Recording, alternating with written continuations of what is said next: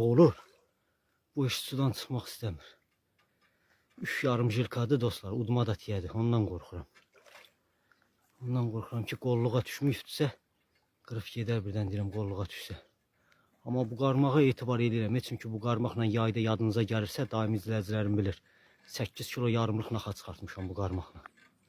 2 qat eləyib qarmağımına baxın dostlar. Ay maşallah, ay maşallah. Hər kəsə belə gözəl ov. Hər kəsə gözəl belə ov ay dostlar. Ay maşallah, ay maşallah. Yorulmaq bilmir ya bu. Allah'ın aşkına. Qırağa gətirə bilsəm yaxşı olar. Qolluğa düşüb dostlar, qolluğa düşüb ondan qorxuram.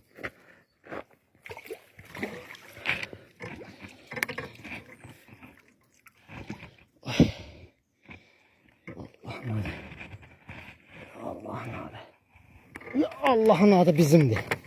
Bizimdir dostlar, bizimdir. Bizimdir dostlar, bizimdir. Bəh, bəh, bəh. Aymaq çıxdı dostlar. Hər kəsə qismət. Hər kəsə belə gözəl ov dostlar. Çıxartdım qaymağı.